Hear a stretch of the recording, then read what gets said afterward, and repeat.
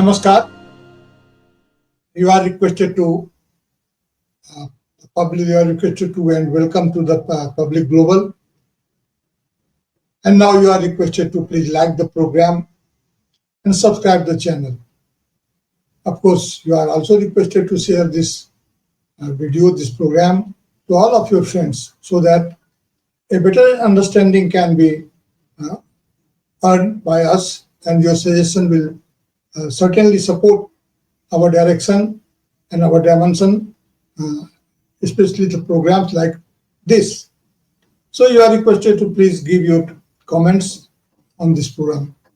So friends, today we are running in such a world condition. The geopolitics and the world politics is under various kinds of challenges. Now, certainly it looks like everything is in chaos, everything is in a chaos, and the problem is like that. So chaos is like that. Even Iran and Israel, not only that, but the Ukraine and Russia is also engaged in a different front. And even India and Pakistan was also made engaged in various points. The Operation Sindoor is still at pause, not it completed or ended. So there are so many problems in the world, and the China, Rus, and the various countries are also moving around the world. But now the problem is of Israel and China, and the six countries. Now the G7 summit has been running. Today it will take a shape. So what is this G7? The six countries like France, the United States, the United Kingdom, West Germany, Japan, and Italy began meeting normally, informally, mainly at the initiative of France. And in 1975, the summit became G6, and after that, Canada joined. Canada joined it in 1976, and the G7 became G7. And after that, Russia joined the G7, and the G7 became G8 in 1998. So after the collapse of the Soviet Union, and despite the project of the earlier the capitalist countries like America to make a collapse the Soviet Union because of the power sharing, the two because the power sharing, and the Russia was the bigger challenge. The Soviet Union was the bigger challenge to the policies of America to cover up the world policies. But after Russia's suspension in 2014, due to Crimea crisis, what happened? The G80 again became G7. The present ruler is not aware. Sometimes we take it into account while we go through the history. The present ruler sometimes is not aware of the mistakes of the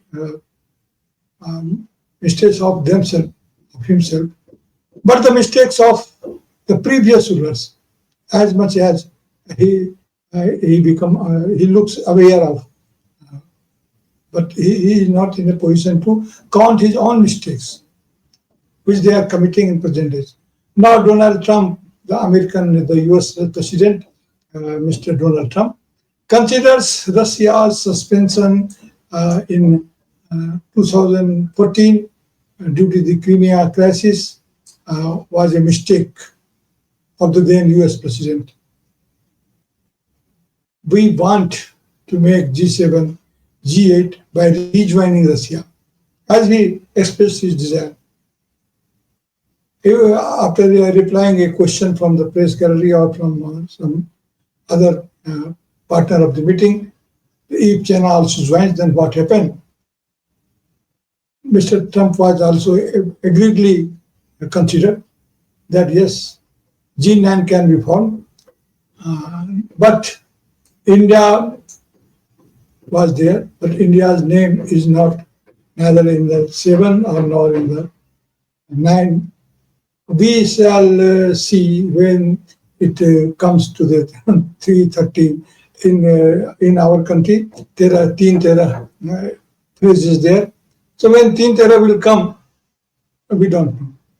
So now voices are coming from the G7. Of course, the G7 program was not completely attended by US President. He lived up the program and backed to America, his country, quickly due to some Iran-Israel conflict developments. So it is now the voices are coming from G7 that Iran has no right to have nuclear weapons. Good. The G7 is considerably what I can understand that Iran has no right to have nuclear weapons. The question is now, which countries have the right to have nuclear weapons? And if they have this right, then why? The question arises. But there is nobody to answer this kind of question. But the question is, does Israel have the right to attack Iran? Of course, everyone has life skill, right to self-defense, including Israel also. But does the right,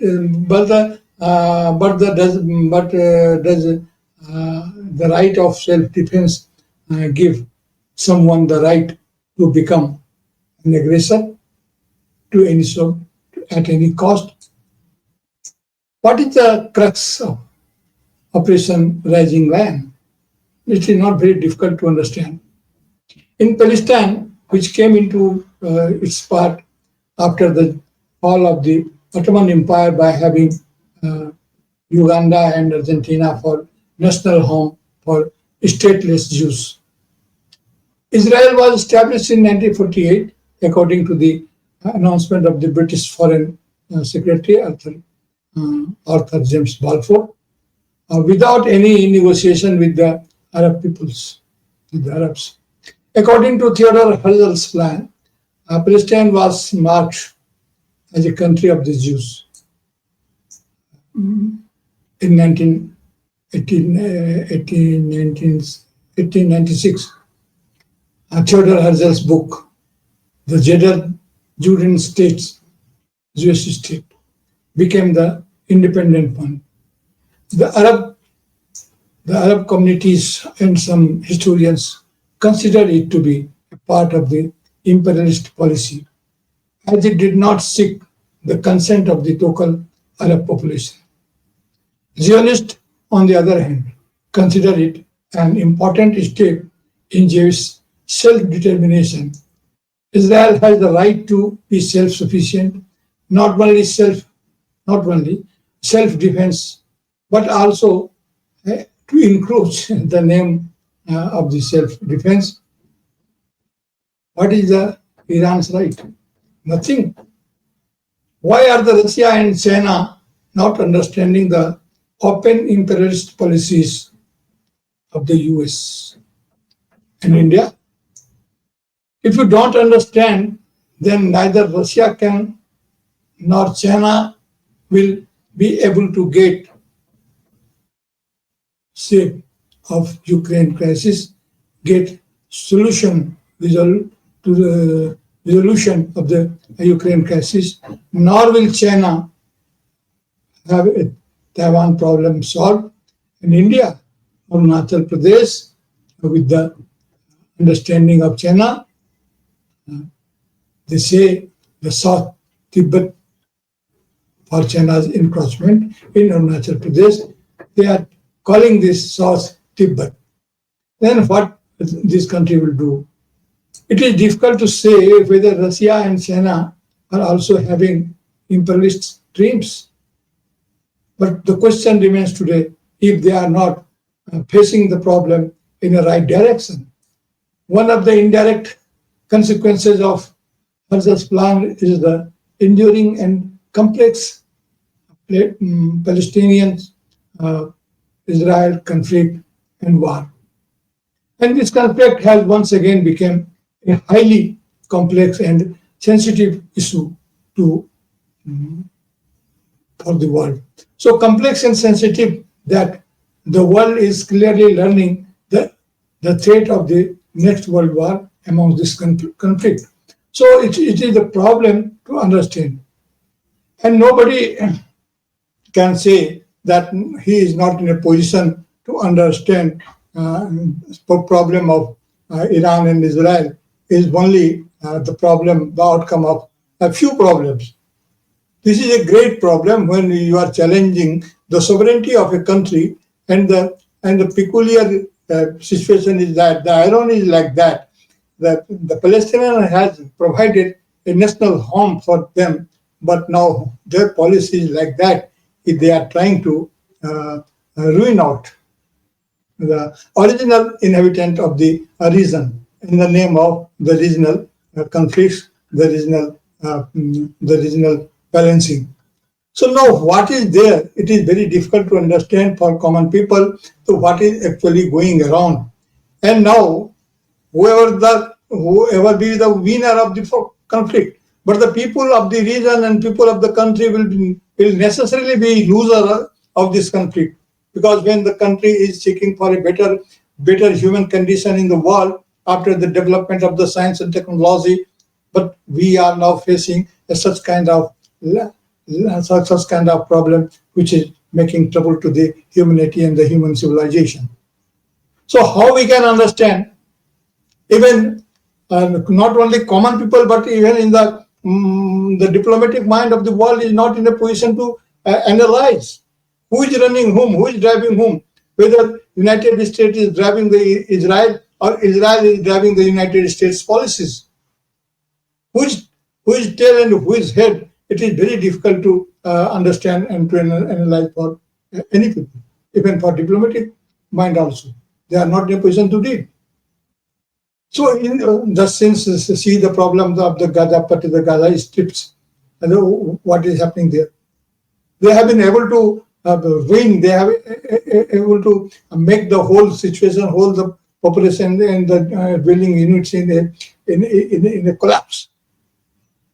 And any kind of attacks are running there, and nobody is there to there to ask Israel to stop. But now, whatever the position will be. So when President Mr. Donald Trump came back from G7 meeting, in between he left the meeting. Of course, others are there to take care of the G7 policies for the development of the world. And now, whatever they will decide, that will be. No, I am not in having no doubt that will basically be determined by the US president, whether he is physically present there or not. But what will happen, what they want actually they want to have the European domination in all over the world, and especially domination of America in all over the world. The European countries are also tagged with American policies and the US. So what started from tariff war, and now that has been converted into the actual war. You mean the war, and the weapons are being used like anything. So what is the nuclear nuclear problem? The nuclear problem is cannot be solved in such a manner. So once again, the world leaders should think how the nuclear threats can be neutralized to have a peaceful life in this planet. So friends, we are all are from civil society, from common man of the civilization. We must think over the point: what is wrong, what is right. Yes, everybody is having their logic. Everybody having their logical extension and having their interest, but the interest of humanity must be addressed first. So points are there to make a discussion. Yes, there are the people who are trying to make it convert into the victory and defeat sense. But whoever will be the victorious, who will be in the side of defeat, but who will save the humanity, who will save the civilization by this crisis. This is a civilizational crisis which can be understood in the light of history, and only it can be understand what will be our future. So if our past is understood better and our present can make its efforts in the right direction, only then the future will be considered in a better shape. So you all are requested to please discuss all these points amongst yourself and have a conclusion for yourself. We will be very happy, we'll be glad if you put your mind, if you put your language, if you put your comments on our program, on our discussion, on our issues which have been taken in this program. So please comment, please like and share it to your friends. We'll meet again with this issue. I hope some more developments will be there when we'll be meet in next time. Thank you very much.